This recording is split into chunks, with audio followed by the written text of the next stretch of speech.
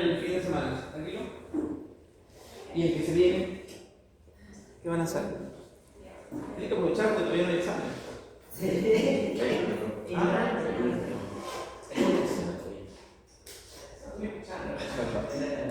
Solo repetir lo que ya mil veces.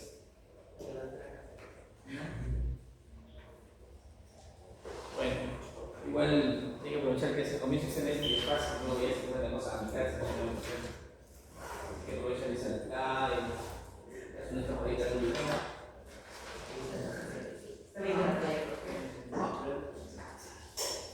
quizás cosas.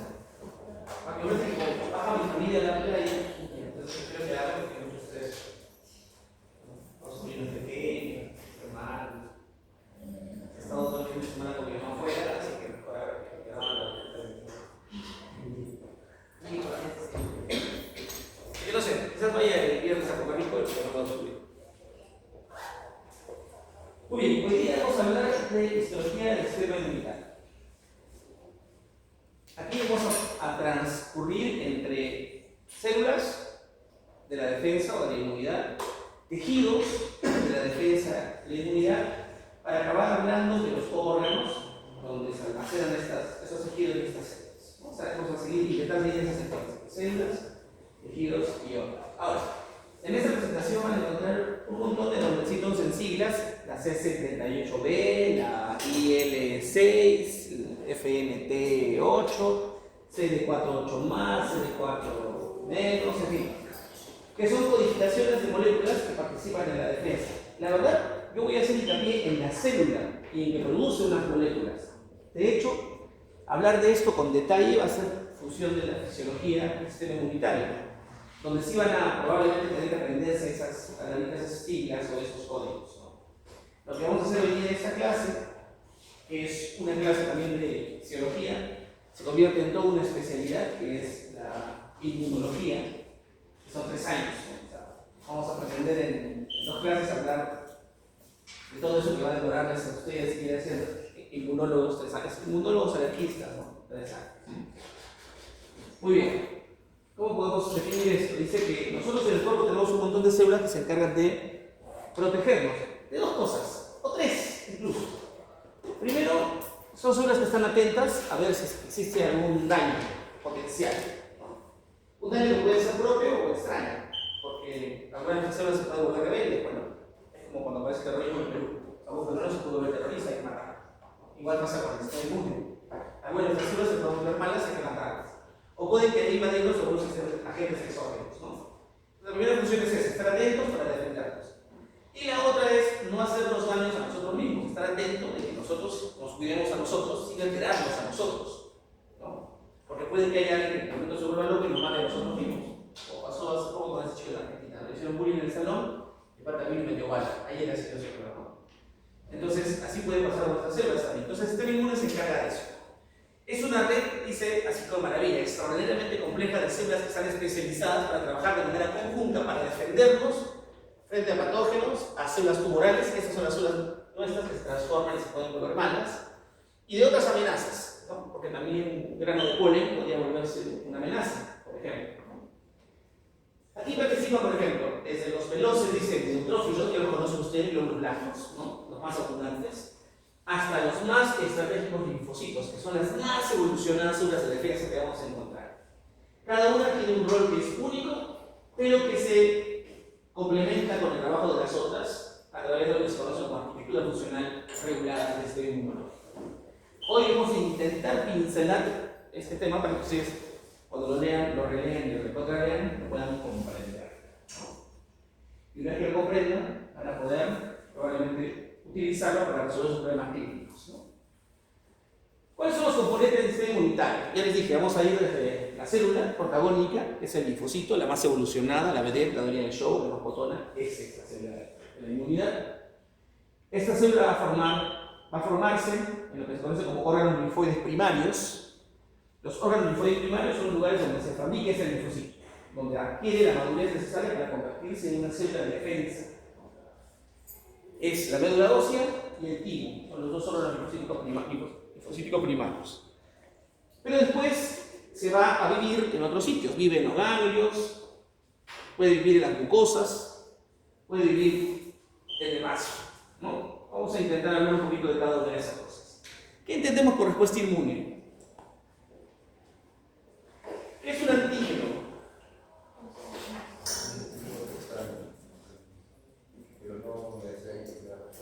O sea, por ejemplo, Escherichia coli es un antígeno.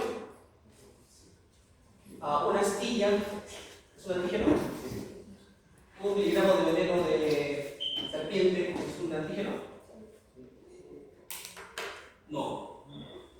Una Escherichia coli es una bacteria. O sea, una astilla es una astilla. El veneno es el veneno. Para que se convierta en un antígeno, de hecho, la primera idea es que es extraño al cuerpo. O sea, es una estructura extraña al cuerpo. Pero es una molécula. Y Escherichia coli es todo un ser vivo. Para que Escherichia coli se convierta en un agente capaz de producir eso, una respuesta inmune, yo tengo que destrozar el Escherichia coli, dar varios pedacitos y ver cuál pedacito de eso, de tal molécula en la que he partido el Escherichia coli puede desencadenar una respuesta inmune. Esa molécula, ese es el antígeno. Igual pasa con el veneno, ¿no? El veneno es una mezcla de varias sustancias, pero una de ellas se convierte en un antígeno. De hecho, un grano de polen son varias moléculas juntas, pero una de ellas se convierte en un antígeno. Entonces, un antígeno es una molécula exógena, externa, ¿no? Que puede constituir parte de una estructura mayor, como de un ser vivo, de un hongo, de un virus, de una bacteria, de un protozoario, etc. O de una rama de árbol, ¿no? Y que es capaz de desencadenar una respuesta inmune. Eso es un antígeno. ¿Ah? Ahora, ¿qué es respuesta inmune?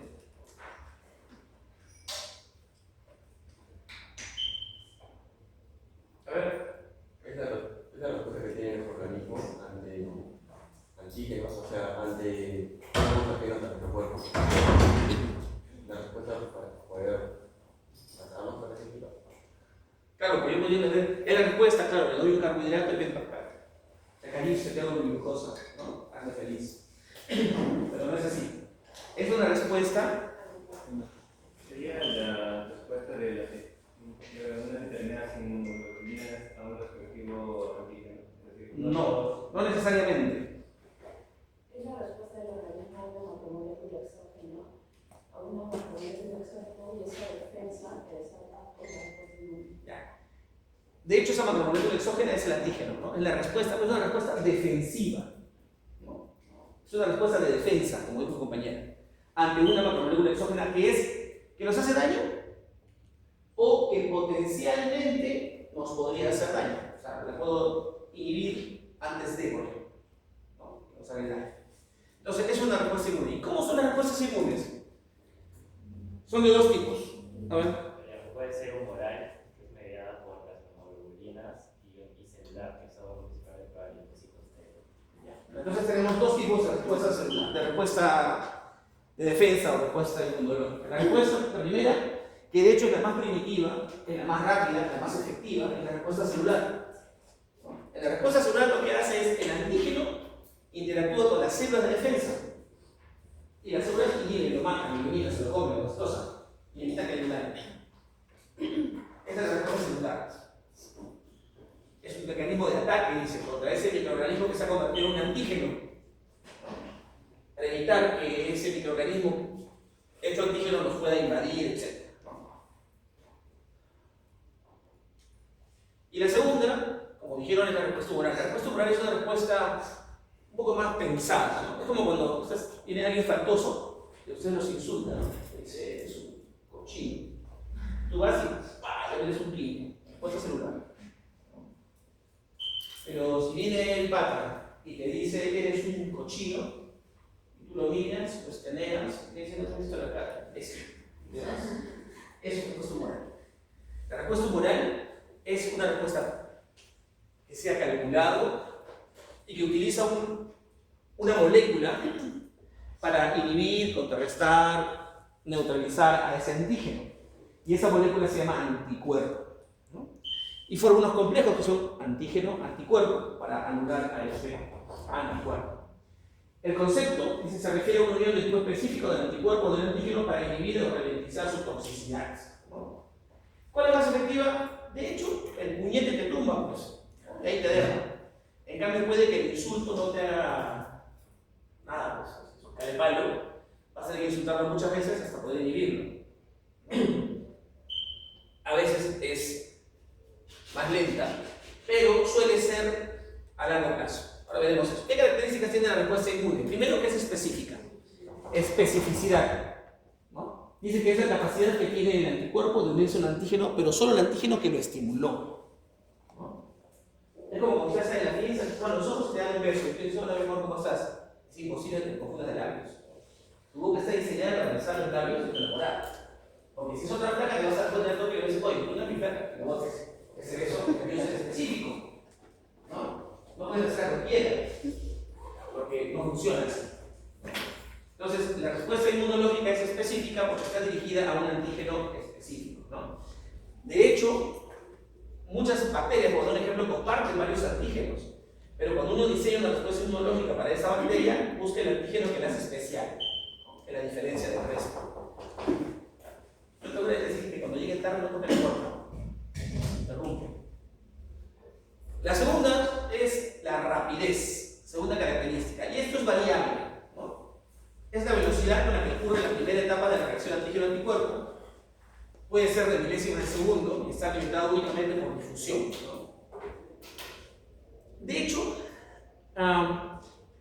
en algunos casos la rapidez puede variar, ¿no? Cuando uno entra en contacto por primera vez con un determinado antígeno, uno primero lo mide, ¿no? Antes de atacarlo, ¿no? Tienes que ver si tu diente va a saltar la cara, el estómago, ¿no? Eso puede demorar.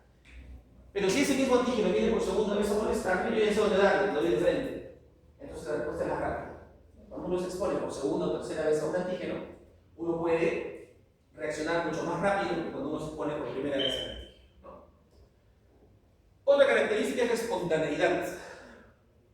Eso quiere decir que te atacan y tú atacas, pues, ¿no? O vienes y piensas por una ruta que no corresponde y yo voy de frente, ¿no? Es espontáneo. Nadie tiene que decir, oye, no pégale, no. Y eso también nos hace notar que no se requiere un consumo adicional de energía para que se produzca esa reacción antígeno-anticuerpo. Y una vez que se produce la acción, esa revierte. No es permanente, ¿no? El antígeno no está haciendo el mismo del anticuerpo para estar encadenando una reacción antígeno-anticuerpo permanente. No, se revierte. Por ejemplo, dado que la reacción se debe a fuerzas no covalentes y es reversible, en consecuencia se ve afectado por factores como temperatura, proporción de antígeno-anticuerpo, pH, fuerza iónica, etc., ¿no? Estos pueden alterar la respuesta y hacer que se revierta más rápidamente o menos rápidamente, ¿no? Esto sí es realmente reversible. Hay ocasiones en que puede ser permanente y eso se llama enfermedad. Una respuesta inmune se mantiene de manera constante, hablamos de una enfermedad. Por ejemplo, ¿cuándo podría haber una respuesta inmune permanente? Constante. Enfermedades crónicas. Pero una enfermedad crónica, insuficiencia renal, por ejemplo el lupus, una enfermedad autoinmune, pero una más fácil. VIH. No, el VIH no existe respuesta inmunológica. Está inhibido, ahora vamos a verlo así. Diabetes tipo 1. Ya, pero no más fácil. Ok, bueno, hay factores inmunológicos de tipo 1, pero un rechazo a un órgano trasplantado, por ejemplo. Mientras yo no lo quite, la respuesta inmune va a estar ahí, una vez, tras otra vez, tras otra vez, ¿no? Muy bien. Ahora, hemos hablado de la respuesta inmunológica, pero hay dos tipos de inmunidad, o sea, dos tipos de defensa que tiene el organismo. Hay una que se llama inmunidad innata y otra que se llama inmunidad adaptativa. La innata es aquella con la que nacemos, ¿no? Es una inmunidad totalmente inespecífica, o sea, el recién nacido nace y todo lo que es extraño él lo ataca. Porque todavía está verde para darse cuenta si es muy peligroso, poco peligroso, nada peligroso, extremadamente peligroso, ¿no? Él lo mata igual. Su exposición conduce a la respuesta máxima inmediata, es decir, que ve algo extraño y se vuelve loco el recién nacido y produce una respuesta inmunológica a todo dar, así sea un mosquito que está parado sobre su piel, ¿no? Aquí está mediada por células, quiere decir que predomina la respuesta celular, pero también hay respuesta hormonal. Un poco primitiva, pero hay, ¿no? No deja memoria. ¿Qué quiere decir la memoria inmunológica?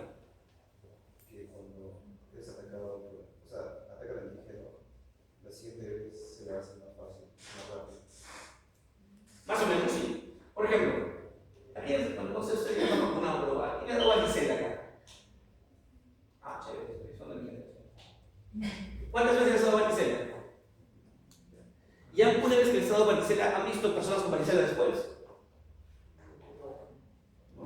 O sea, por ejemplo, me dio varicela y al año un amigo tuvo varicela y me quedé con un ataque. Lo que pasa con la varicela es un típico ejemplo de esto, de memoria. El organismo se encuentra con el virus de la varicela, lo identifica, ¿no es cierto? Mientras comienza la guerra, casi se fiebre, aparecen lesiones en la piel, y luego el organismo empieza a destruirlo. Y lo destruye y lo inhibe y uno se queda como si nada hubiera pasado. El virus va y se duerme en los ganglios radiculares posteriores de la médula. Ahí queda, a toda la vida. Si ustedes encuentran a alguien con varicela, cuentan los besos si quieren, ¿no? Porque el virus que usted a otra persona va a entrar a ustedes, van a ir a atacarlos y sus células de memoria van a decir, oye, con el ojo de papá, lo va, ni siquiera aparece fiebre, ni siquiera aparece nada. Porque tienen memoria inmunológica. Igual pasa con la papera, etc. Dice, profe, pero ¿por qué cuando me da resfrío común me da todos los años? Si ya lo conocí el año pasado, ¿por qué otra vez me da este año? ¿Por qué? Porque cambia.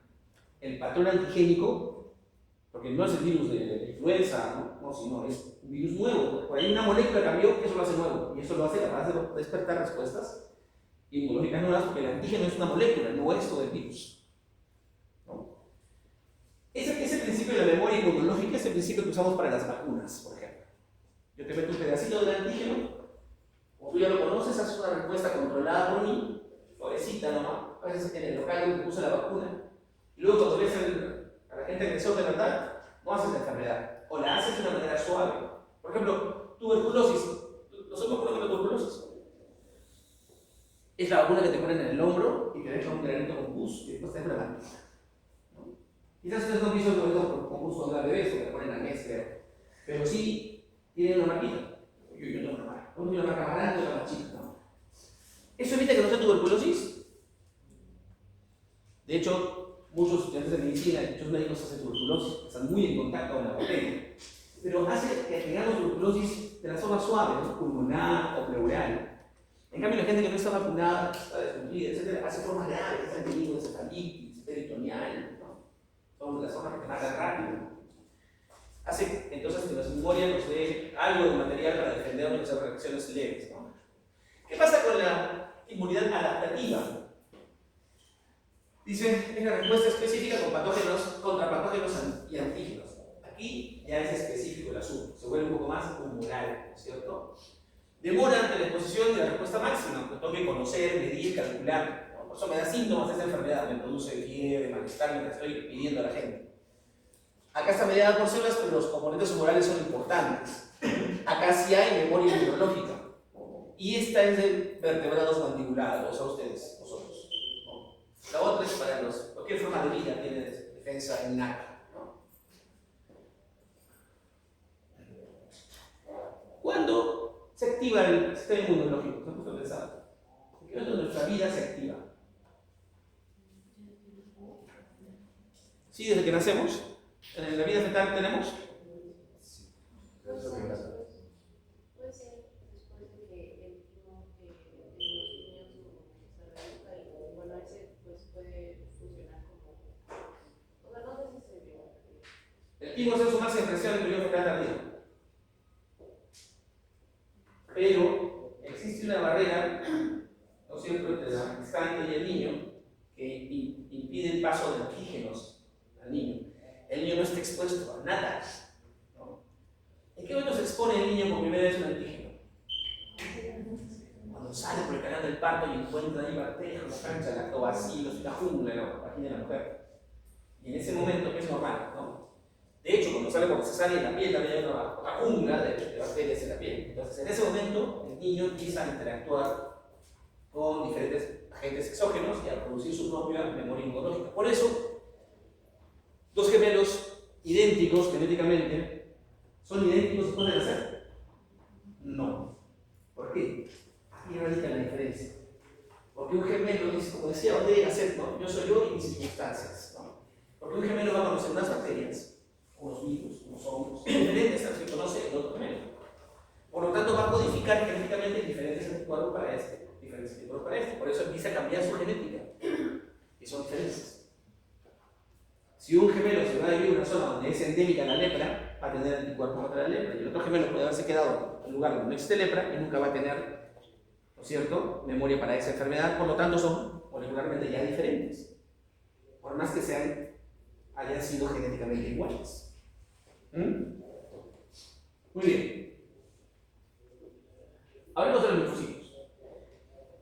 Hay tres tipos de linfocitos que nos interesa recordar en esta clase.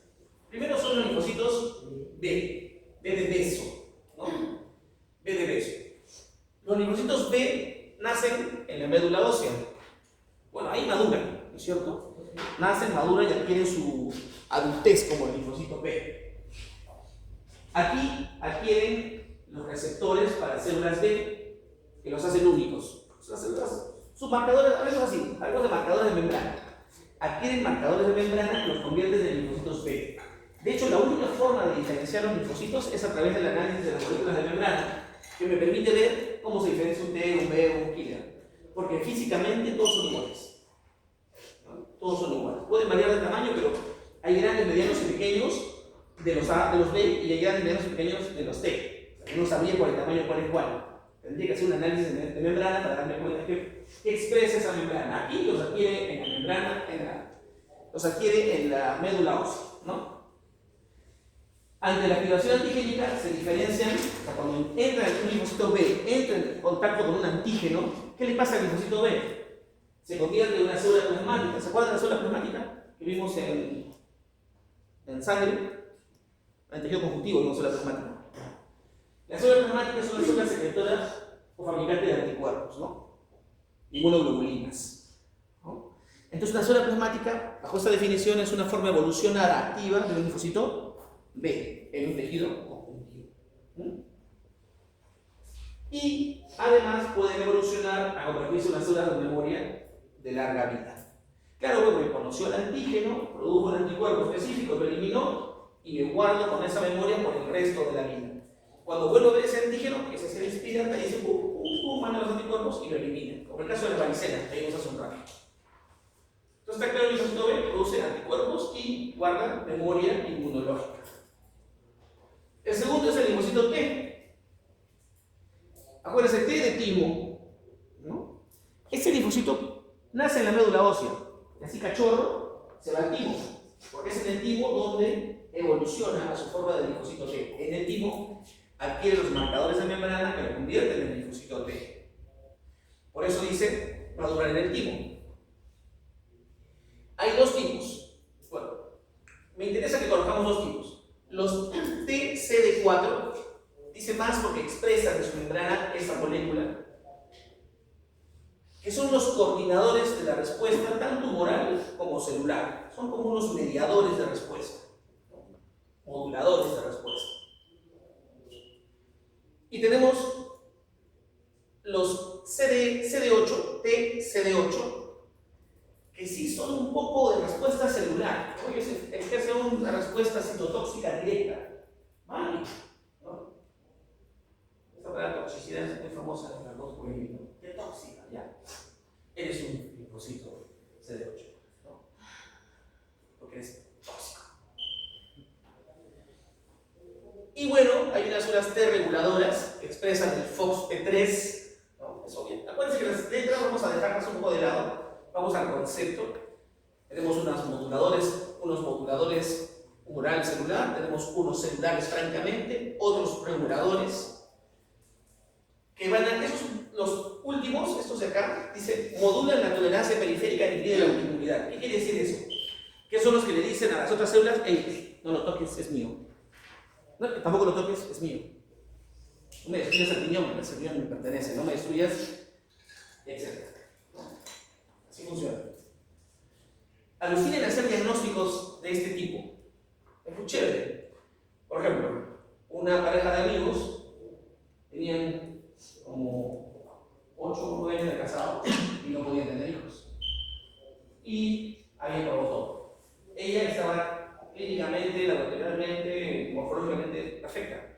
Y él igual estaba igual perfecto. Y no podían tener hijos. Hasta que se fueron a Estados Unidos y hicieron una evaluación de este tipo y encontraron que estos FOXP3 que modulaban la tolerancia periférica hacían que él evitara,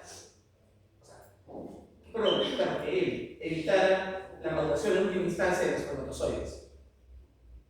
Cuando ese espermatozoide salía, se moría, porque cargaba una baja tolerancia, o sea, no se toleraba a sí mismo ese espermatozoide. Decía, no es mío, pum, lo destruía.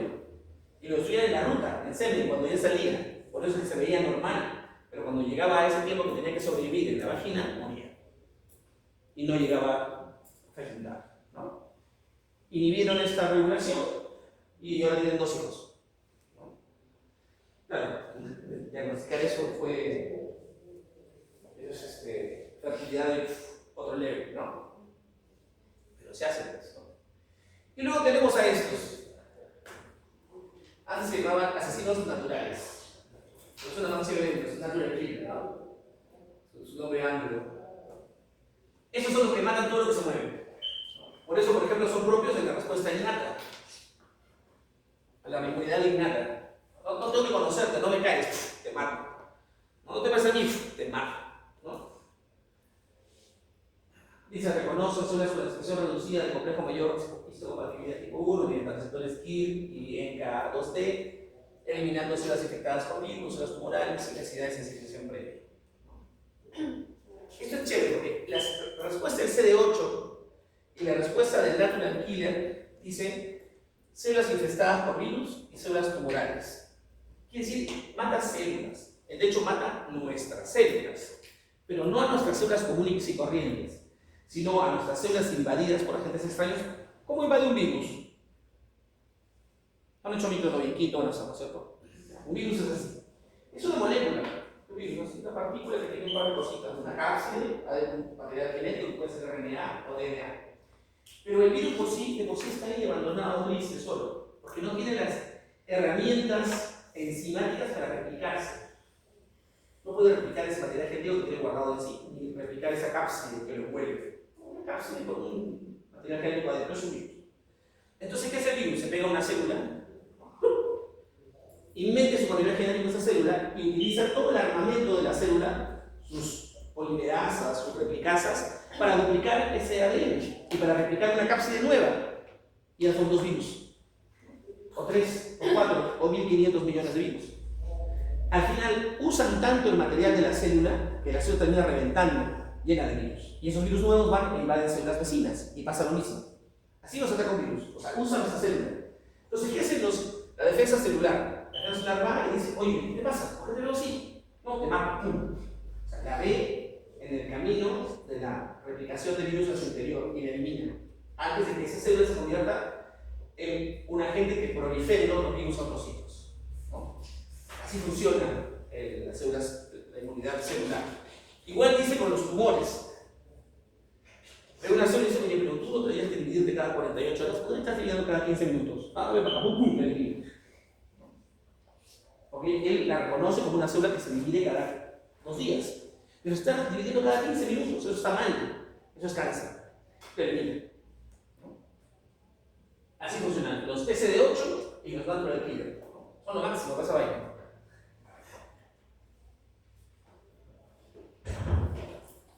Ahora, obviamente, los linfocitos son los protagonistas, ¿no? Las vedettes. Pero hay otros que colaboran pues en la defensa, ¿no? Ya dijimos, célula primordial, protagónica, linfocito. Pero colaboran con las células mieloides. ¿Cuáles son las mieloides? Otras células de defensa que vienen de la médula ósea. Los neutrófilos, por ejemplo, que ya los conocemos, ¿no? Los que forman la pus, los que son fagocitos, ¿no? Que tienen enzimas líticas, como la amiloperoxidasa, la lactoferrina, ¿no? De hecho, están todos interconectados en la NETs. A los inmunólogos, o sea, les encanta poner así siglecitas, pues, ¿no? Cuando ven mapas conceptuales de inmunología, todas son letras de TAJA, JK, TAC, MAD, MEL, así los vamos a ver. Forman NETs, redes extracelulares de neutrófilos, ¿no? Otro que ya conocemos también son los eosinófilos y los basófilos. Por ejemplo, a los eosinófilos les gusta atacar a los parásitos, ¿no? Dice, combaten parásitos helmínticos o helmintos, ¿no? Mediante proteína básica mayor y peroxidasa eosinofílica, ¿no? Son enzimas líticas que destrozan a los helmintos, que son lombrices planas, ¿no? Los basófilos y mastocitos, ya saben, liberan histamina, leucotrienos y son capaces de desencadenar, sobre todo los basófilos y los mastocitos, que son, ya los conocen, respuestas. Hay algunos libros que hablan de hipersensibilidad tipo 1, ¿no? ¿Hasta qué número? Hasta la 4, ¿no? Hipersensibilidad tipo 1, tipo 2, tipo 3, tipo 4. La tipo 1 es la alergia. La respuesta inmunológica desencadena una alergia causada por un antígeno que en este caso se llama alergeno, ¿no? Es la tipo 1. Y ahí es donde participan los eosinófilos y los basófilos. En la hipersensibilidad tipo 1 o respuesta alérgica tipo 1, que es un sí o no. Y bueno, tenemos los macrófagos y dendríticas, que son células que presentan antígenos. ¿Qué es una célula presentadora de antígenos? De hecho, muchas células del cuerpo pueden presentar antígenos, pero las vedettes son los macrófagos y las dendríticas. Miren, una bacteria, ¿qué es un antígeno? No. ¿Qué es un antígeno? Un pedacito de la bacteria. Entonces, ¿cómo yo puedo hacer que yo reconozca a la bacteria como un agente extraño si la bacteria es muy grande? Ah, la parto pues en pedacitos chiquitos. ¿Qué hace la célula presentadora de antígenos? Reconoce la bacteria, la fagocita y en el interior la parte con enzimas líticas. Y luego esos pedacitos los pone en la membrana para que venga el sistema inmunológico y diga, ah, tú, ¿no? Y funcione la defensa. Eso se llama presentación de antígenos, ¿no? Entonces, ¿quiénes son los expertos presentando antígenos? Los macrófagos y las dendríticas. Dice que son las células presentadoras de antígenos APC profesionales. Y bueno, dice, los macrófagos se polarizan en macrófagos tipo 1, que son proinflamatorios, y macrófagos 2, que son antiinflamatorios. Dos polos de macrófagos, dos grupos de macrófagos.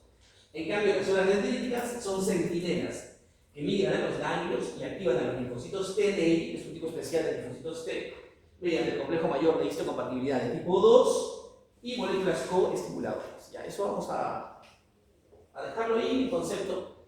Pero me interesa que fijen que ambas, macrófagos y dendríticas, son células presentadoras de antígenos. Son las que le dicen al sistema inmunológico, miren, acá hay bichos, ataquen, ¿no? Son, dijimos, coadyuvantes, ¿no? Las protagónicas son los linfocitos, pero estas, si no estuvieran presentes, probablemente los linfocitos no podrían hacer bien su chamba.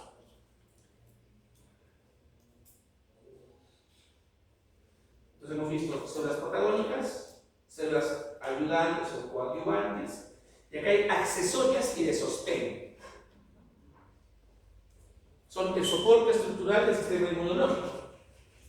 También son importantes, ¿no? Porque son tan importantes como las efectoras, ¿no? Dice, si no existieran la organización y la serialización celular, serían imposibles. Estas células generan un microclima, un microambiente, que es el ideal, ya sea para la maduración o la educación de los linfocitos. Entonces, vamos a pensar dónde se tienen estas células, donde maduran los linfocitos y se educan. Por ejemplo, médula ósea, timo, por ejemplo, ¿no? ¿Cuáles son? Tenemos a las células reticulares. Dice, las células reticulares forman redes tridimensionales de colágeno 3 y las reticulares, ¿se acuerdan? ¿Dónde? En ganglios, vasos, médula ósea. Producen quimiosinas, como las que están ahí, y guían la migración de linfocitos B hacia sus nichos específicos gracias a la concentración de esas quimiosinas. ¿Cómo se llama ese movimiento de células en base a la ley de conservación de moléculas? ¿Cómo? Eso lo hemos hecho en Histo 1. Yo les expliqué del olor del globo saltado.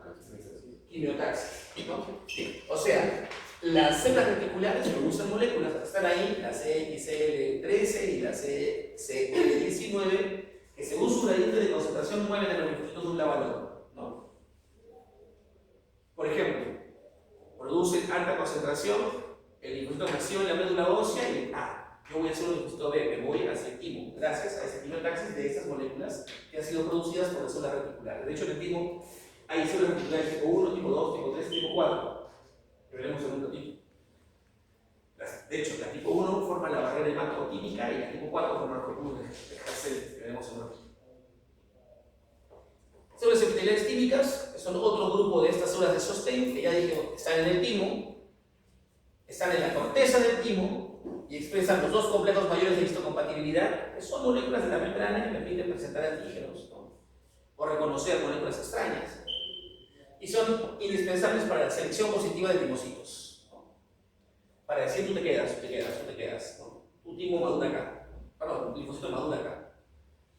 Y tenemos las células epiteliales medulares, las TEC, células epiteliales del timo medulares, que expresan el regulador AIRE, que se llama AIRE, que proviene de la selección reactiva, que le dice al timocito, o sea, al linfocito le dice, disculpa, tú no vas, te quedas acá, no estás listo, no, para ir a pelear.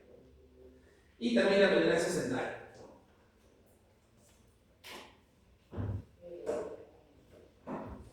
Dice, el tejido linfoide, ¿qué es tejido linfoide? Hemos hablado hasta ahorita de las células, ¿no es cierto? Y hemos hablado de la protagónica, de las coadyuvantes y las de sostén, ¿no? 3 tipos de células hemos revisado.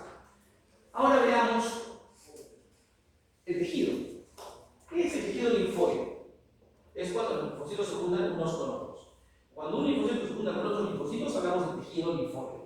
Así de simple. El tejido linfoide constituye una variedad especializada en tejido conectivo laxo enriquecido por células del sistema inmunológico. Quiere decir que el tejido conectivo laxo genera una malla para que los linfocitos vengan y se ubiquen. ¿No? La red, ahí se pegan los linfocitos.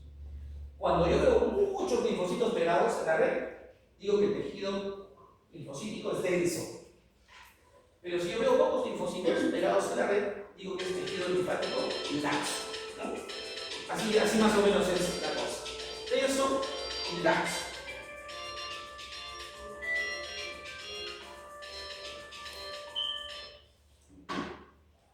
Se organiza de forma difusa por estructuras nodulares, según el grado de estimulación antigénica. ¿Qué quiere decir eso? Que algunos tejidos linfáticos pueden estar desordenados, así, los linfocitos, por allá, por acá, en mayor cantidad o en menor cantidad, pero desordenados. Pero a veces forman bolitas de linfocitos. Cuando forman bolitas, ya deja de ser denso laxo, se convierte en nodular, ¿no? Nódulo linfoide, ¿no? Una bolita de linfocitos. Este tejido proporciona el microambiente estructural y molecular necesario para que puedan activarse los linfocitos, proliferar los linfocitos y diferenciarse según se necesite, actuando como un verdadero campo de entrenamiento del sistema inmune, pero para del adaptativo, o sea, no del innato, sino de la respuesta adaptativa.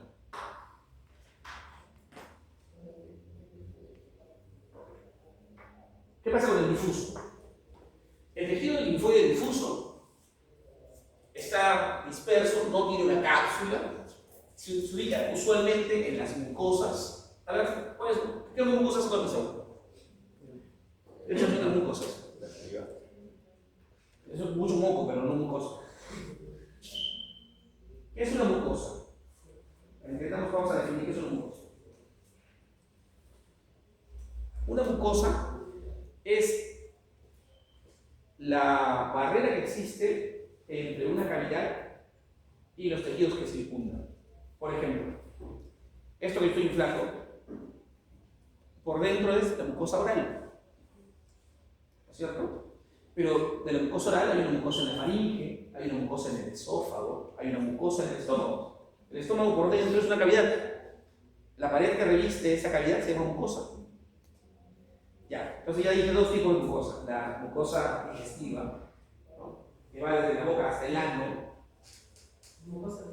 La mucosa respiratoria, que va desde la cavidad nasal, la tráquea, los bronquios, ¿no es cierto? Perfecto. ¿Qué otra mucosa hay? Las mujeres, la mucosa del reproductor femenino, vagina, ¿no es cierto? La mucosa de la vagina. Los hombres podrían tener una mucosa por ahí, sí, pues la uretra, ¿no es cierto?, que ingresa, es una mucosa. Entonces, el tejido linfoide difuso se distribuye sin cápsula a lo largo de las mucosas, es decir, por debajo de cada mucosa puede tener linfocitos dispersos. ¿Por qué? Porque por encima de la mucosa siempre puedo tener agentes potencialmente dañinos. Y en la boca, en el esófago, en la vagina, hay bacterias viviendo sobre la mucosa. Tiene que haber linfocitos atentos para que esas bacterias no se vuelvan malas. También está en las paredes de los órganos viscerales, ¿no? Es el componente más ubicuo del sistema inmune periférico y actúa como la primera barrera adaptativa frente a antígenos luminales, ¿no? Antígenos luminales me refiero a los componentes de esas bacterias que están en la luz, ¿no? En la superficie de esas mucosas, ¿no? ¿Cómo se distribuyen sistémicamente? Y acá aparecen los nombrecitos esos asignados, la GALT, la MALT y la BALT, ¿no? La GALT son los que están, dice, en la lámina propia intestinal y los intraepiteliales. Se refiere en el tubo digestivo. ¿Verdad? GALT es lámina propia de los intestinos, o sea, la mucosa de los intestinos. La BALT es la respiratoria, en la mucosa del sistema respiratorio. Y la MALT es en la respiratoria, pero arriba. Nasofaringe, y dice el anillo de Waldeck. ¿Qué es el anillo de Waldeck? Es todo el líquido linfático que nos da la vuelta a la boca y a la nariz, ¿no? Tenemos las amígdalas palatinas, la amígdala la posterior, en fin. ¿Y qué encontramos en esas zonas de linfocitos? Encontramos linfocitos T y linfocitos B. También encontramos macrófagos, ya saben, los macrófagos presentadores de antígenos y fagocitos, ¿no? Células plasmáticas que segregan inmunoglobulina A dimérica. ¿Se acuerdan de la inmunoglobulina A? ¿Se acuerdan de las inmunoglobulinas? ¿No han hecho bioquímica eso? Ustedes ya no probó bioquímica, ¿no es cierto? Ya hayan hecho inmunoglobulinas. Que no me digan que no, porque conozco ese negocio. Ya, háblenme de qué saben de la inmunoglobulina A. Es la que se encuentra en la superficie. Forma parte de la primera barrera de protección. Sobre todo en la mucosa. Ya. Claro, la inmunoglobulina A está en las secreciones, ¿no? Que revisten las mucosas, en la saliva, en las lágrimas, en el jugo gástrico, en el moco intestinal. Por eso encontramos inmunoglobulina A en estas zonas, ¿no? Son inespecíficas, o sea, la inmunoglobulina A es específica porque ataca todo, o sea, podría defendernos contra todo lo que está afuera, entre comillas. Y es la inmunoglobulina más abundante, en realidad, pero no está dentro del plasma, ¿no? Es la más abundante porque es la que está sobre todas las mucosas, pero si hablamos dentro del plasma, más abundante es otra. ¿Cuál? Ajá, GG, no la G. Ya vimos el difuso, ¿no es cierto? Ahora veamos el segundo grupo, que es el nódulo linfático. Acá vemos nódulos, ¿sí? 1, 2 nódulos. Quiere decir linfocitos que se han formado en forma de bolita, ¿no? ¿Qué dice claramente? Cada puntito morado ahí chiquito es un linfocito. Hay un nódulo arriba a la izquierda y un nódulo un poquito más abajo a la derecha, ¿no? Estos nódulos, si se dan cuenta, tienen una parte más clarita al centro. ¿Se dan cuenta? Esta zona se llama, como dice ahí, centro germinal o núcleo germinal del nódulo linfocito.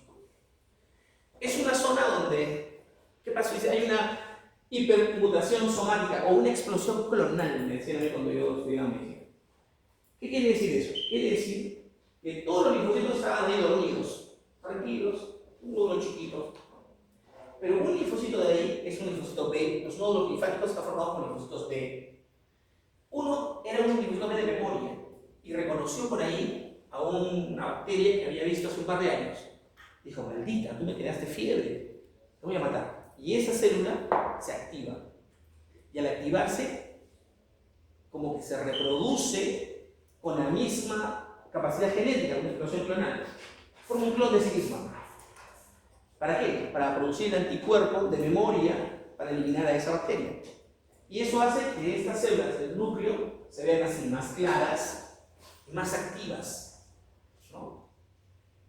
Cuando pasa la defensa, eliminamos esa célula, involuciona ese grupo de células y vuelve a ser el ganglio sin núcleo germinal, ¿no? Luego hay un manto, una zona periférica, que son linfocitos vírgenes, dice ahí, ¿no?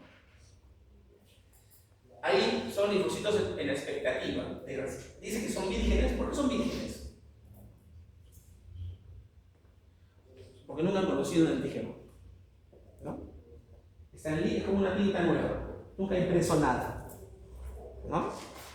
están listos para conocer un antígeno y convertirse en un linfocito con memoria, ¿no? Con dolor. Se enamoraron una vez, ¿no? No funcionó. Y no, yo soy nunca. ¿No? Hay nódulos linfoides que se llaman secundarios, que aparecen tras la estimulación antigénica y que se ubican en las placas de Peyer. ¿Las placas de Peyer qué son? Son un grupo de linfocitos que se encuentran en la parte distal del tubo digestivo, del intestino delgado, que se llama ilion.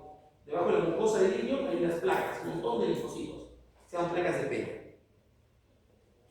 ¿Por qué tenemos ahí cuarteles tan grandes de linfocitos en el ilion? ¿Qué viene después del ilion? Es duodeno y yeyuno, ilion.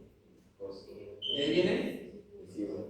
Ciego y colon. ¿Qué hay en el colon? Dentro del colon.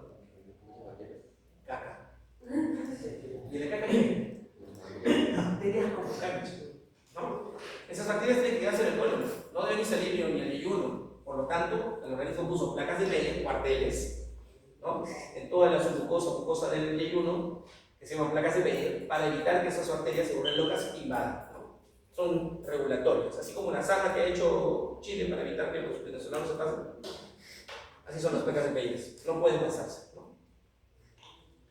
Las amígdalas, esto es el anillo de Waldeyer, también son módulos secundarios, ¿no? El apéndice secal, que es el ciego, dice, el apéndice secal y los ganglios linfáticos también son de este tipo, ¿no?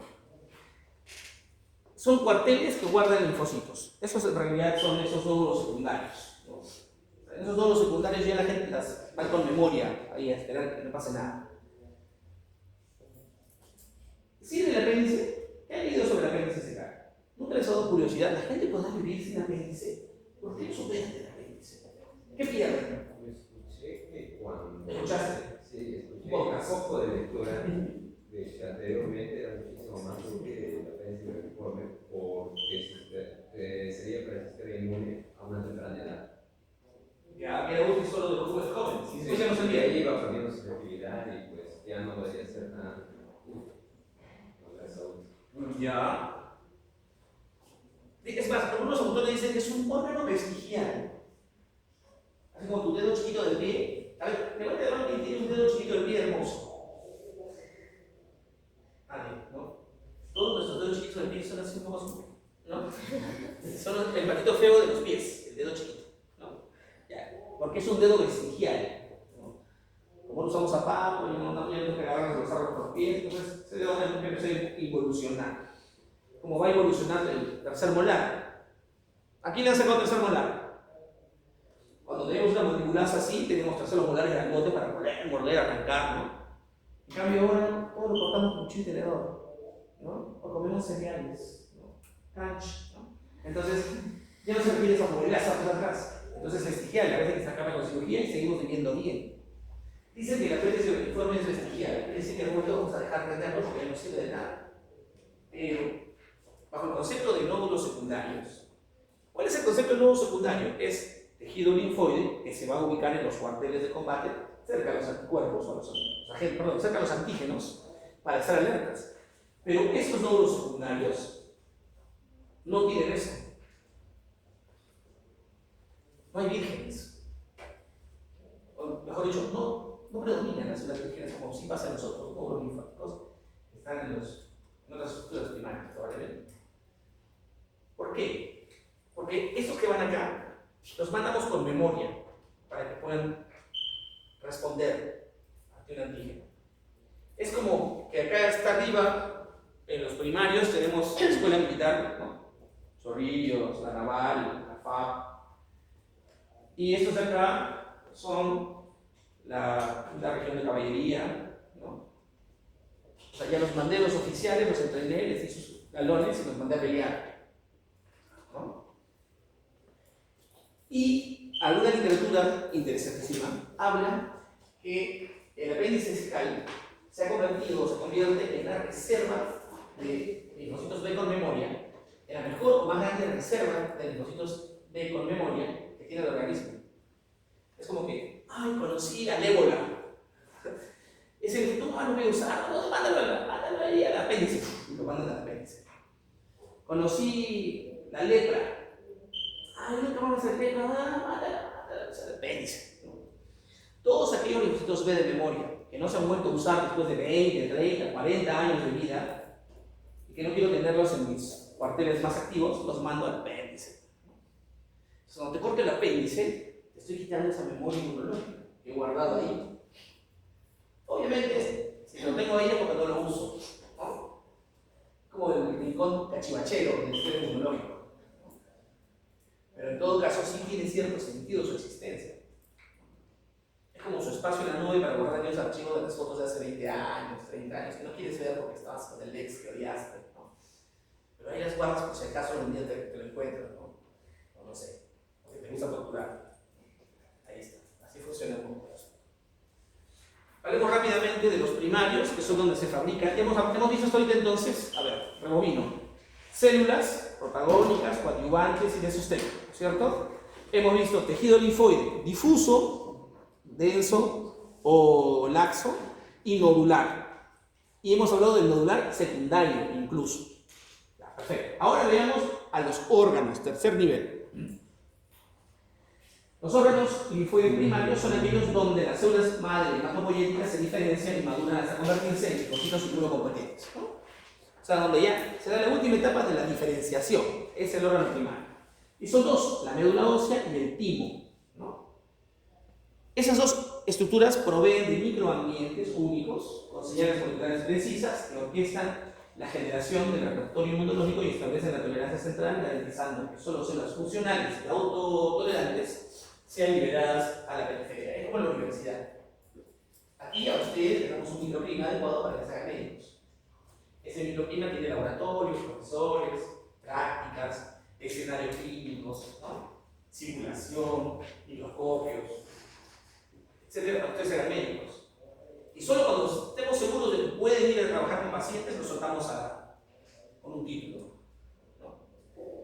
Si no estamos seguros, los jalamos, ¿no? Por segunda vez, por tercera vez, 5 años, 8 años, 10 años en la universidad. Porque tenemos que saber que sean funcionales y que sean autotolerantes, es decir, que no vayan a matar a cualquiera, solo a los que deben morir. Una cosa así.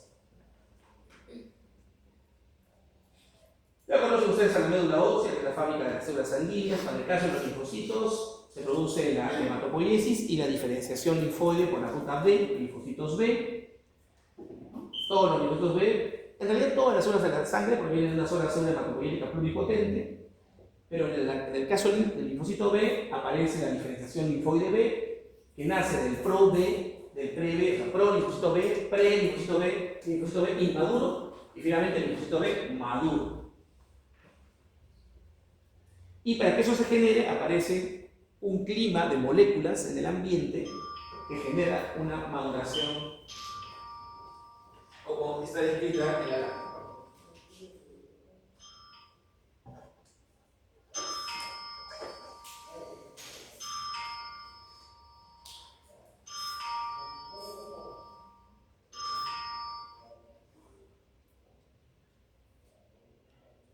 ¿Algo? ¿Sí? Ya, un ratito, por favor, voy a cerrar la puerta. Gracias. Disculpen, chicos, no hay nadie en mi casa porque yo estoy acá.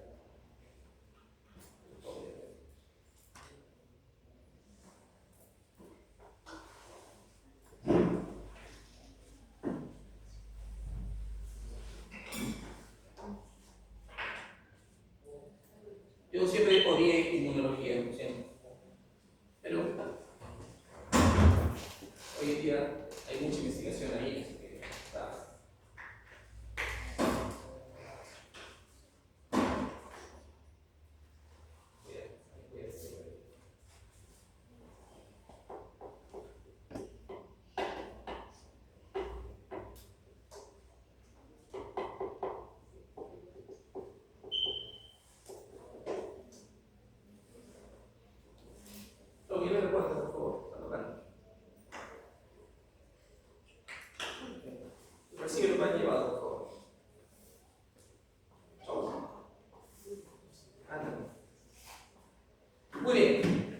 tenemos que hay un microambiente que favorece la diferenciación de los linfocitos B.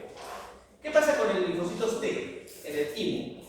Bueno, los linfocitos T evolucionan en el timo en una ruta que va desde la corteza del timo hacia la médula del timo. El timo es un órgano, ojo, es un órgano. En algunos textos he visto, es una glándula, no es una glándula. ¿Qué es el tamaño?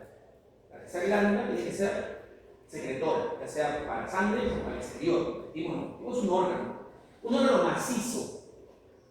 Un órgano macizo que tiene dos regiones, una región periférica y una región central. La región periférica se llama corteza del timo, y la región central se llama médula del timo. Los linfocitos maduran de corteza a médula y luego salen a circular a la sangre y ubicarse en los órganos secundarios, ¿no? Entonces, nacen de la célula hematopoyética pluripotencial y van al timo así cachorros, a la corteza, ¿no? Ahí está lo que les expliqué recién. En la corteza del timo vamos a encontrar timocitos. Los timocitos son los linfocitos T que todavía están en proceso de maduración, que pueden expresar en su membrana los dos tipos más importantes, el CD4 y el CD8. También encontramos las células, los otros linfocitos T moduladores o reguladores, ¿no? Que expresan factores de histocompatibilidad tipo 1 tipo 2. Solo sobreviven los timocitos, o sea, linfocitos de maduración, que son capaces de reconocer moléculas propias del complejo mayor de histocompatibilidad que tienen afinidad intermedia. O sea, los que no cumplen el requisito de esa afinidad mueren. Hay una selección ahí. Entonces, maduración cortical. De la maduración cortical, el timocito o el linfocito T en formación baja a la médula. En la médula, los timocitos aquí ya aparecen diferenciados, o son TCD4 o son TCD8. Y las otras células moduladoras ya tienen expresan en su membrana aire, es una molécula que los diferencia, ¿no? Presentando autoantígenos periféricos. Aquí mueren por apoptosis los timocitos autorreactivos de alta afinidad. Quiere decir aquellos que no logran reconocer lo propio del extraño, se suicidan. ¿Qué es apoptosis? Ese es el concepto así frío, ¿no? Muerte celular programada. Pues sí, pues es como lo que decía un samurái kamikaze, no kamikaze, sino un kamikaze que se mata por su país o por sus principios y mata a otros en ese camino, o un avión que se estrella contra un metralleta. Un samurái es el que dice: he traicionado a mi mujer, le he puesto los cachos, no merezco vivir. Se hace un harakiri, ¿no? Eso hacen los, ¿no? Está programado. Si yo le tomo los cachos a mi mujer, me voy a matar. Entonces vivo sin poner los cachos, que el día que se los ponga, ¿no? Porque está programado. ¿Se entiende el concepto de programación? Y finalmente, en la médula, en la parte más central, hay unas estructuras histológicas que son patognomónicas del tipo. ¿Qué significa patognomónico? Que solo está ahí, ¿no? No solo propiamente, solamente lo voy a ver ahí. Entonces, el corpúsculo de Hassall es una estructura que se encuentra aquí, que es una estructura concéntrica de células epiteliales medulares queratinizadas. ¿Se acuerdan de las células epiteliales que son células de sostén? De las tipo 4, que se enrollan así sobre sí mismas y producen una linfoproteína química estronal, el estroma, ¿no es cierto?, que promueve la diferenciación de elementos T reguladores, los TREC, FOX, P3, ¿se acuerdan de ellos hace un rato? En la médula ósea. ¿Estamos en clase? Ahí está una imagen que muestra a los linfocitos en la corteza y en la médula. Si van a salir y se quedan afuera, miren, arriba está la cápsula. Esta es la cápsula. La cápsula del timo emite unos tabiques. Si se dan cuenta acá arriba, yo tengo gran densidad de linfocitos. Son linfocitos T o timocitos en periodo de maduración. Aquí todos son un poco caóticos, no tienen en su membrana TCD4, TCD8, o sea, complejo mayor 1, complejo mayor 2, están locos, no sé qué voy a hacer, ¿no? Tengo potencialmente todo. Conforme van avanzando hacia el centro y llegar acá, van dejando de expresar algunas de esas moléculas en la membrana y se convierten en solo TCD4, o en solo TCD8, o en solo regulador modulado, ¿no? Así funciona. Y una vez que llega acá, y las células que están alrededor se dan cuenta que están listos, que no van a hacer daño, que no van a ir a matar a otros como nosotros, recién lo sueltan a la sangre. ¿Qué más debemos hablar del timo? Acá hay una imagen. El mismo que he mencionado acá es esto es de verdad. Miren, arriba la cápsula, ¿no es cierto? Y se ve la cápsula. Acá. Esto es un tabique, acá hay otro tabique. De acá hasta acá, que se ve muy negrito, eso es corteza. Tiene muchos linfocitos, ¿no? Y la parte de acá del centro tiene menos densidad, eso es médula. Ahí están los linfocitos maduros, ¿no? Estos enrollados que están acá, ¿qué son? Corpúsculos de Hassall, ¿no? Epiteliales tipo 4 enrolladas sobre sí mismo, queratina, patognomónicos. Cuando ven esto en un órgano, tírese de cabeza, es timo. Para mí en histología los órganos más difíciles han sido de reconocer, han sido timo y vaso. Cuando mi profesor agarraba el examen práctico y te daba láminas, decía, a ver, diagnostica. La cafeína. A ver, ¿qué es esto? Entonces, y mi profesor siempre me dijo, si no sabes qué es, dices vaso. Es probable que lo chutes. Y decía vaso. Y decía, pues, es probable que lo chutes porque el vaso es, vamos a ver, entonces, más caótico que eso. Mire, qué lindo confuso lo que hacen. Es hermoso. Y linfocitos ya casi maduros alrededor. Hay un detalle especial. El linfocito cuando está en maduración es como ustedes que saben nosotros de formación médica, ¿no? Si viene alguien, hoy tengo fiebre, toma paracetamol. Ustedes paracetamol es así. Oye, me duele el abdomen, anda médico, me revisa, uno puede decir, pues esa fe, dice, no, anda médico. Me toca, ¿no? No hay que nada.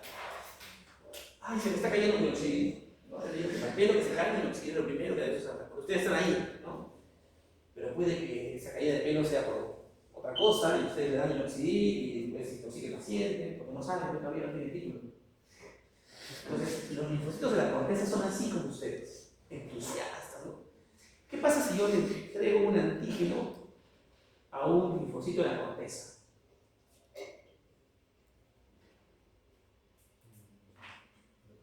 ¿Ah? Claro, o sea, si yo le doy un antígeno a un linfocito de la corteza, es como decirle, a ver, ¿qué haces? Y se desencadenará una respuesta inmunológica, pues, desproporcionada, porque están ellos excitadísimos, ya quieren matar, ya quieren salir a guerrear, ya quieren, ¿no? CD4, CD8, tanto el killer, papá, están emocionados. Eso sí, lo doy antígenos es que el vaso revienta, ¿no? Esa respuesta. Yo no puedo darle a un linfocito de proceso de formación un antígeno. Recién se le puede dar cuando ya está maduro, porque él va a saber cómo enfrentar. Por lo tanto, ¿dónde viajan los antígenos comúnmente al timo? Podrían viajar en la sangre, ¿no? Entonces yo tengo que evitar que el linfocito tenga información entre en contacto con antígenos. Por eso se genera una barrera entre la sangre y el timo en su corteza. Esa barrera se llama barrera hemotímica. ¿Y cómo está formada la barrera hemotímica? Primero, porque el endotelio de los vasos sanguíneos de la corteza del timo tienen un endotelio sellado. Son ocludes, son adherens, ¿no? Bien fijo. Segundo, porque la lámina basal de ese endotelio es gruesa. La lámina es gruesa. Y hay alrededor pericitos abundantes, circundantes. Pero además de pericitos, aparece un espacio pericapilar con macrófagos para evitar que se salga un antígeno, como guachimanes ahí en los macrófagos. Y además, aparecen células epiteliales, ¿se acuerdan de células de sostén?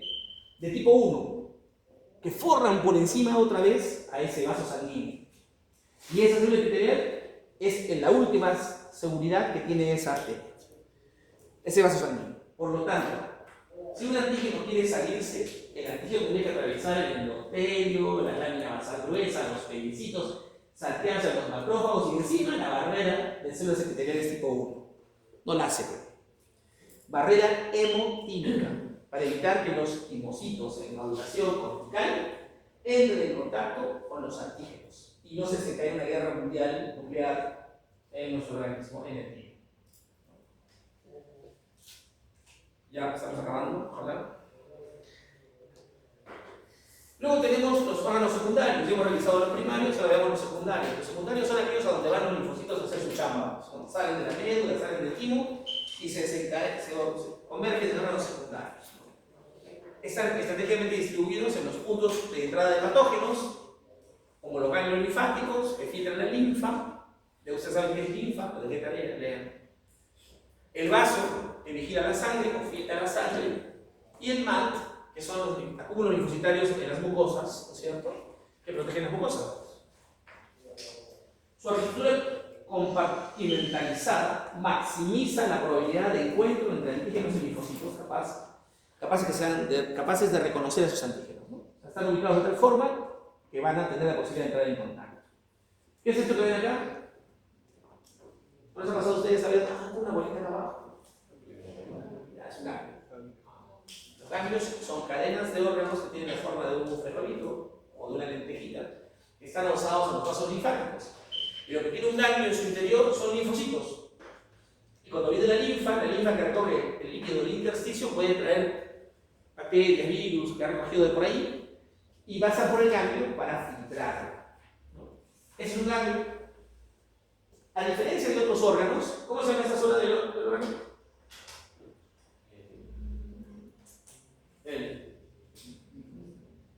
El ilio. El ilio es la zona donde entran y salen los vasos sanguíneos sanguíneos. Pero en el caso de este órgano especial, la linfa no entra por acá. La linfa entra por acá, por la corteza. El ganglio tiene una corteza y una médula, entra por acá. Y atraviesa todo esto. Hay un seno linfático subcapsular y un seno peritrabecular para que la linfa exponga los antígenos potenciales a los linfocitos que están acá, en la médula, en la corteza y en la médula. Acá nódulos linfoides y acá linfocitos difusos, ¿no? Ahí hay una descripción más o menos del ganglio. Tiene una cápsula de tejido conectivo que deja un seno linfático subcapsular.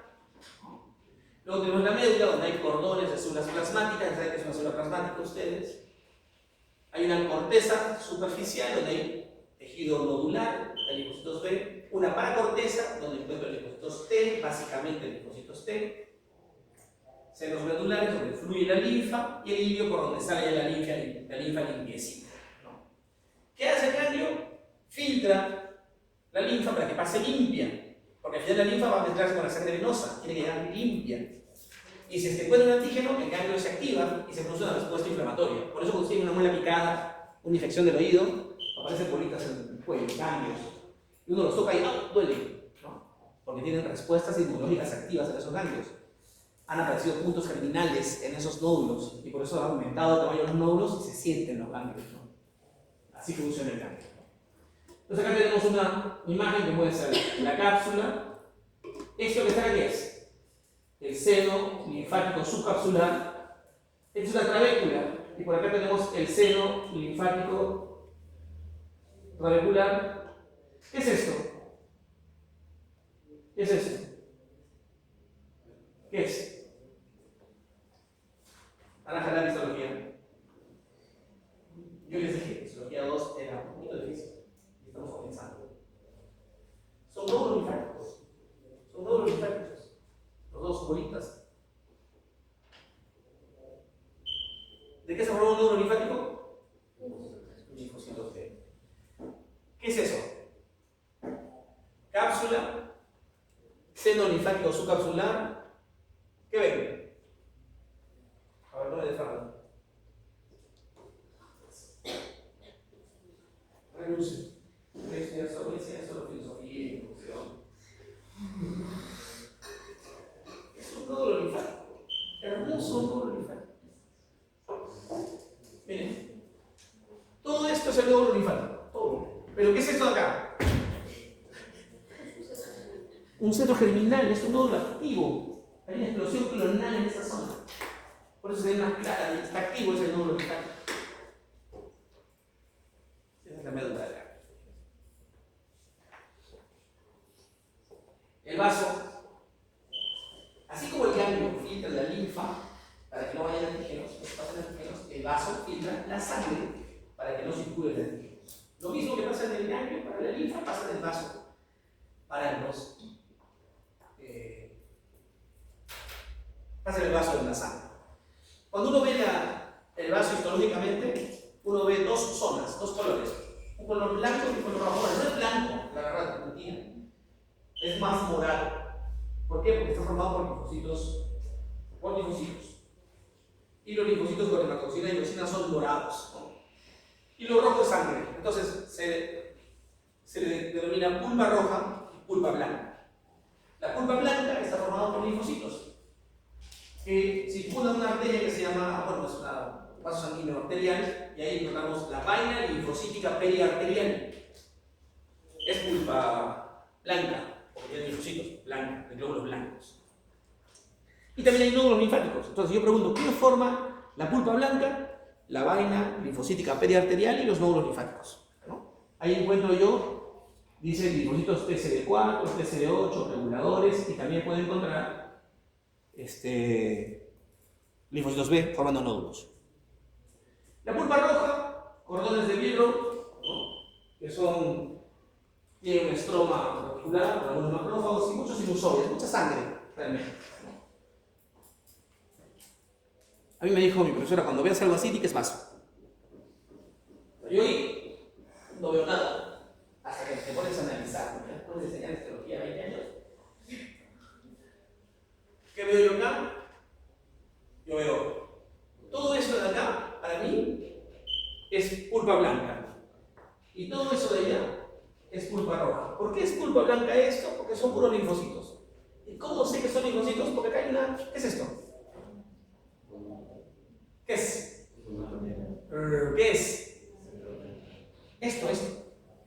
Estructura calcota transversal redondeada. Tiene una capa muscular de músculo liso de 3 a 4 capas de células. Un endotelio, un epitelio simple, plano, adentro. ¿Qué es? ¿Lo escucho? Es una arteria. Las arterias se ven redondas, se ven transversales, las venas se ven colapsadas. Acuérdense. Es una arteria. Ya. Y si esto es una arteria y lo de atrás es un montón de linfocitos, ¿qué es lo que está alrededor? Vaina linfocítica periarterial, pulpa blanca. ¿Y qué es esto? Miren, para colmo. Un nódulo. ¿Y es un nódulo activo o inactivo? Inactivo. ¿Qué es esto? ¿Qué colores tiene? O sea, el nódulo es todo esto. Pero esta parte de acá está activa. Hay una explosión renal ahí, está blanca, es más clara. Entonces, por eso digo que todo esto de acá es pulpa blanca. Arteria, vaina linfática periarterial, nódulo linfático. Y lo que está por fuera tiene que ser pulpa roja. Por descarte. ¿Qué es esto? Esta pregunta me entendieron. También. Es músculo liso. ¿Y eso de acá? Estamos en el vaso, así que es vaso, ¿no? Miren el músculo liso. ¿Dónde está el músculo liso en el vaso? ¿Por qué hay músculo liso en el vaso? ¿Qué parte del vaso encuentra el músculo liso? Ya, pero eso no es sanguíneo, es muy grande. En la cápsula. La cápsula del vaso diría que es la única cápsula que tiene músculo liso. ¿Por qué? La cápsula del vaso tiene músculo liso porque el vaso es un órgano del tamaño de un puño que almacena glóbulos rojos. De hecho, glóbulos rojos viejos a veces que quiere ir destruyendo, hemocateresis, ¿no? El vaso participa en eso. Pero en otras especies, como un caballo, por ejemplo, el vaso es un organazo grande, es un reservorio de sangre que tiene una envoltura de músculo liso. Cuando el caballo sale a correr y el jinete le mete un espuelazo, el caballo prende el turbo y corre más rápido. ¿Cómo hace para oxigenar sus músculos? No puede generar más glóbulos rojos tan rápido. El músculo liso de la cápsula del vaso del caballo se contrae y el caballo pone como 500 mililitros más de sangre en circulación para responder a ese galope. Por eso los caballos de carrera se llaman pura sangre, porque tienen un vaso con reservorio de sangre. con una cápsula de músculo que lo contrae en momentos de emergencia. Nosotros, primitivamente, tenemos algunas cápsulas de músculo, por eso cuando salgan a las 3 de la mañana, después de trotar 20 metros, ¡ay, me duele el vaso! ¿No? ¿Por qué? Porque su vasito chiquito se contrae su musculito, ¿no? Y se produce un rayo dolorcito ahí, ¿no? Por eso la cápsula del vaso tiene músculo. A ver, esta sí, ¿quién me la describe? ¿Qué es? Esta letra para ayudarse.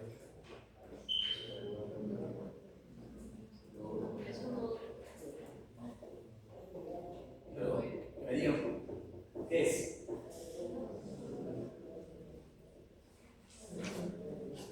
Nadie quiere pararse diciendo, profe, esto es esto y esto.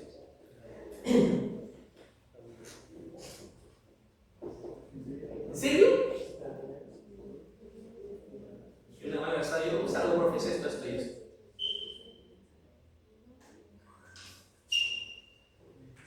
Hasta ahorita todas las proporciones las respondido. Alguien para sacar el problema explicar, mira, esto así es.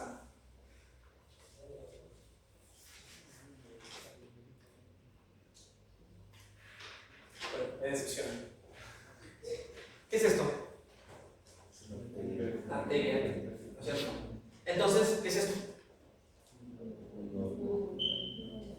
Vaina linfocítica periarterial. Vaina linfocítica periarterial. Y en esta vaina, ¿qué hay? Un nódulo linfóide. Y ese nódulo además tiene un centro germinal, ¿no? Y un manto. ¿No? Era fácil, se pasa bien. No, bueno, hay linfocitos en las amígdalas, en el apéndice cercal del que ya hemos hablado, y en las placas de Peyre del ileum, ¿no? Es el tercer lugar donde se ubican los linfocitos guerreros llaves, ¿no? O sea, órganos secundarios, ya saben, los ganglios, el vaso y las mucosas, ¿no? Tejido linfóide asociado a mucosas, MALT, ¿no? Y hay ejemplos, las amígdalas, el apéndice y las placas de Peyre. La respuesta inmune depende de la arquitectura tisular.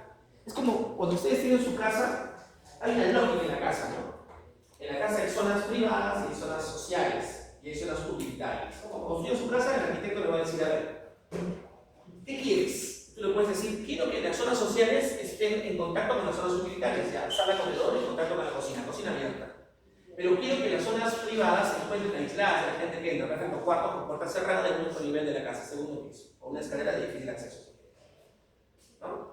Entonces la gente que viene sabe que puede entrar a la sala, puede llegar hasta la cocina y quizás al baño de visitas, pero no lo sube a los cuartos. La arquitectura de la casa funciona de esa forma. O acaso para entrar a tu sala pasas por el cuarto. No, ¿no es cierto? Todo está diseñado. Ya, acá es lo mismo. El estímulo está diseñado para que todo tenga una ruta. La eficacia de la respuesta inmune no depende únicamente de la calidad de cada célula individual, sino de la arquitectura tisular que posibilita la interacción coordinada. ¿Cómo llegará el antígeno? ¿Dónde llegará el antígeno? ¿Puede llegar a la respuesta del timo? No. Tiene que llegar a los campos de batalla, el tejido conjuntivo. ¿Dónde? No solo los sectores secundarios. ¿No? Ahí es donde debe darse la respuesta. ¿No? Los órganos linfóides secundarios están diseñados topográficamente para maximizar los encuentros productivos con los antígenos, con las células presentadoras de antígenos y con los linfocitos específicos. Están regulados por corrientes químicas, ¿no? Quimiotaxis, ¿no? Además por moléculas ancla o moléculas de adhesión. Es decir, yo estoy acá, el linfocito, quédate, ¿no? Porque es la batalla. Con señales coestimuladoras que orquestan cada etapa de la respuesta adaptativa. No puedo mandar pues, al dormitorio, sino que quedarme en la sala. Así funciona la respuesta inmunológica. Y en esa red funcionan dos cosas que acabo de mencionar. La primera, que no puede existir antígenos si alguien no le presenta el sistema inmunológico al antígeno, que viene en una estructura mayor, un microorganismo, por ejemplo. Tiene que haber células presentadoras de antígenos. Los macrófagos y las dendríticas, dijimos que son las profesionales, ¿no? Presentando antígenos. Pero van a darse cuenta ustedes que hay otras células que también tienen capacidad de presentar antígenos. Y el segundo fenómeno es la migración y quimiotaxis. ¿Qué significa? Que permite que las células efectoras, ya sean los linfocitos o las coadyuvantes, lleguen a los lugares a donde se deben realizar las batallas por gradientes de concentración de sustancias quimiotácticas. Son dos hechos que permiten esta red que hemos hablado perfecta. Ya dijimos también que para que se produzcan las respuestas no solamente de maduración, sino también de fenómeno de defensa, el ambiente que se genere tiene que ser ideal. Para eso se generan muchas moléculas que favorecen ese microclima o microambiente. Todas ellas tienen acción paracrina, autocrina, suelen ser llamados todos citoquinas, ¿no? De varios grupos de citoquinas, o citocinas, como quieran llamarlo, que participan en ese tipo de interacciones. Y acá está la chamba futura, o sea, requieren ser inmunólogos, histólogos, secuenciación de ADN, diferenciación única de células, single cell, alucinan imágenes de alta resolución. El microscopio electrónico que ustedes conocieron en histología 1 es un Chancayos, ¿no? Acá utilizamos microscopía de expresión XM o un microscopio STEM. Estos microscopios de mucha más alta complejidad permiten que nuestro poder de resolución vaya a nanómetros, ¿no? O sea, ya no micras, la micra es gorda, nanómetros. 70 nanómetros de resolución, 70 nanómetros. O sea, es otra vaina. En el Perú no hay ninguno, pero bueno, ya llegará en su momento. Bueno, pues, este inmunológico depende de su arquitectura y de su celularidad. ¿Qué pasa cuando no funciona bien? Ahí está el problema.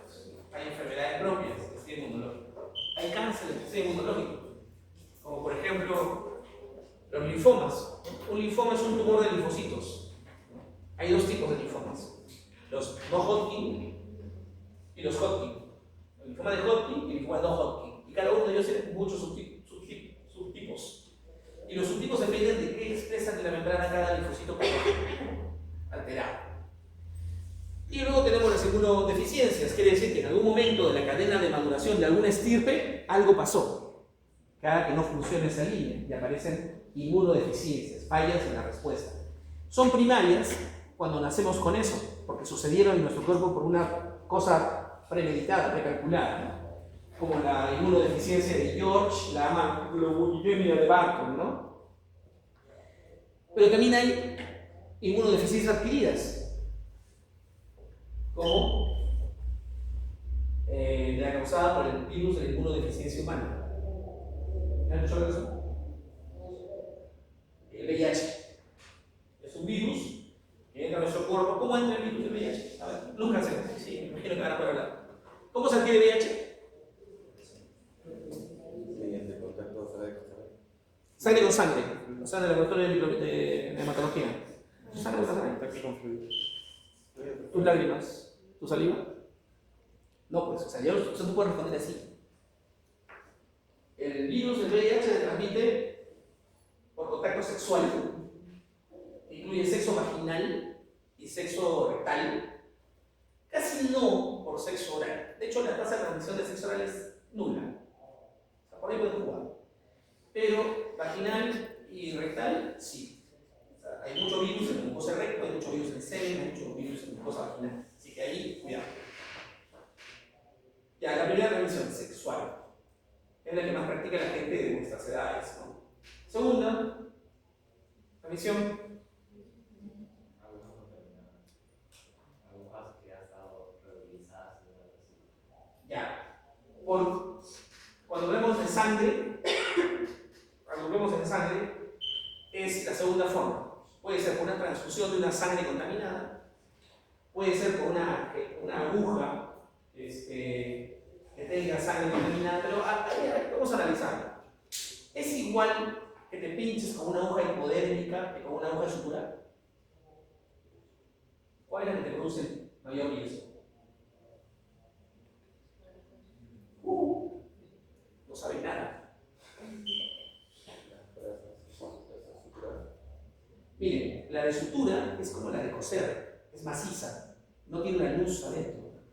En cambio, la hipodérmica tiene una luz en el interior, ¿no es cierto? Donde pasa el líquido cuando se pone una inyección, es una hipodérmica, ¿no? Ya. Vuelvo a hacer la pregunta, ¿cuál es más peligrosa?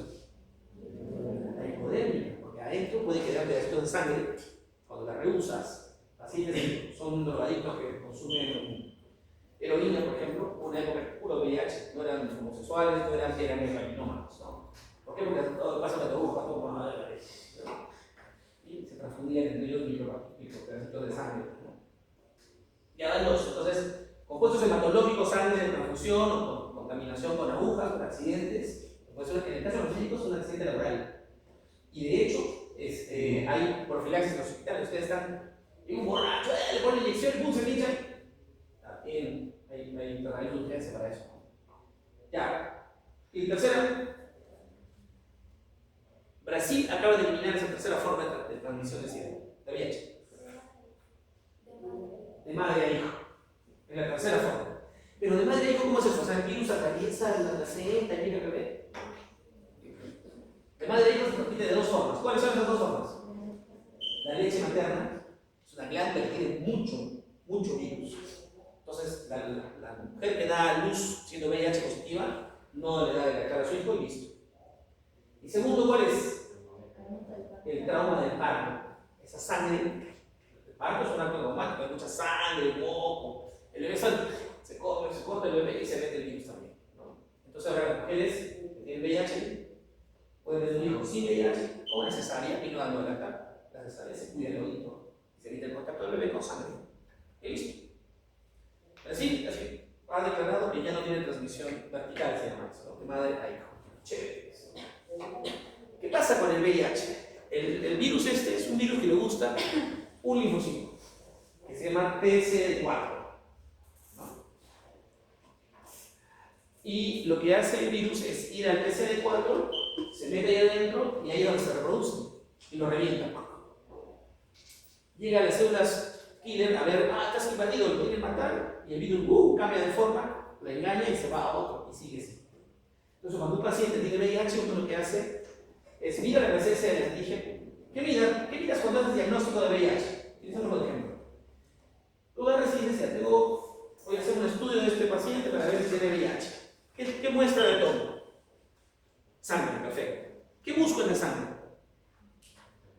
¿Puedo buscar el virus? El virus es muy chiquito, está metido en las células, no lo voy a ver. Imposible que lo pueda medir. Pero ¿qué genera un virus cuando entra en nuestro organismo? Cuando se convierte en antígeno. ¿Qué genera? Es una respuesta inmune. Y esa respuesta inmune, cuando es humoral, ¿qué genera? Anticuerpos. Entonces, como los anticuerpos son... ¿Cuál es la primera característica del anticuerpo? La respuesta humoral es especificidad. Significa que para cada virus hay un anticuerpo específico. Entonces, el diagnóstico de VIH se hace buscando en una persona la presencia de anticuerpos contra el virus de VIH. Eso me dice de manera indirecta que el paciente ha estado en contacto directo con ese virus. Por lo tanto, cuando ustedes hacen una prueba rápida, ¿se han hecho prueba rápida? Los que tienen vida sexual activa deberían hacerse una prueba rápida por lo menos una vez al año. ¿Vale? Una cuestión de morbo, ¿no? Entonces, saco una gota de sangre, lo expongo y si tengo anticuerpos, ¡pum!, sale positivo. Pero esa prueba rápida es una prueba de screening muy primitiva. Entonces, luego hago una prueba más específica para buscar anticuerpos con ELISA o Western blot, que son mucho más específicas, y veo el anticuerpo. Y dice, sí, tiene VIH. Ojo, tiene el virus. No tiene SIDA, no está enfermo, tiene el virus. En ese momento que tiene el virus, yo hago dos cosas más. ¿Qué cosas hago? Cuento cuántas copias del virus tiene. ¿No? Eso se llama carga viral. Eso se puede hacer, pero ya no lo hacen acá, lo hacen en Lima. Mandan la muestra y Lima dice, tiene tantos millones de copias, tantos miles de copias. ¿No? Ese número me interesa. ¿Qué otro número me interesaría? Ustedes son inteligentes. ¿Pero qué os cuento? ¿A quién se come el virus del VIH? ¿Quién se come? Al CD4. ¿Y cuento? ¿Cuánto CD4 tiene el paciente? Se puede hacer eso. Conteo de CD4. O sea, todo paciente con VIH hace seguimiento de esas dos cosas. Carga viral y conteo de CD4. Puede tener 1.000 millones de copias, pero si tiene más de 400 CD4, todo tranquilo. porque esas copias no están haciendo nada. El conteo está, ¿no? Y doy tratamiento. Ahora hay tratamiento, pues no. De hecho, chicos, es más seguro tener sexo sin protección con una persona que sabe que tiene VIH y está con tratamiento y se diagnostica indetectable, que con una persona que no conoce su vida sexual y que nunca se ha hecho un VIH, un examen de VIH. O sea, eso dice la ciencia. Porque el virus, una vez que un paciente recibe tratamiento, a partir del primer, segundo mes, se vuelve, la carga viral baja tanto que se hace indetectable. Quiere decir que no hay virus en el cuerpo que yo pueda medir, no puedo contarlo, desapareció. Y bajo esa circunstancia, ese paciente no puede contagiar nada. Esa se llama indetectable igual intransmisible.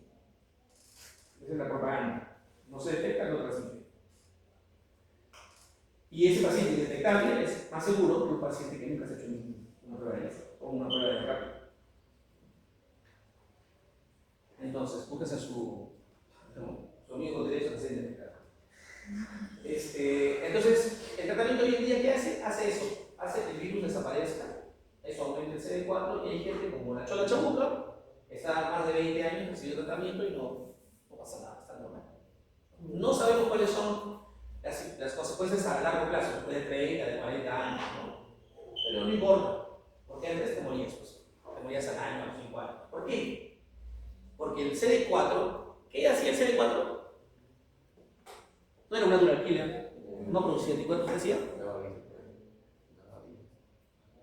El CD4 es un regulador modulador de la respuesta celular y de la respuesta humoral.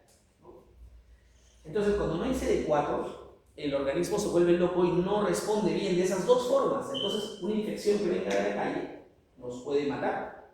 Se puede abrir un resfrío común, se puede una varicela, se reactivan aquellos virus que teníamos pensados que los habíamos eliminado para la memoria.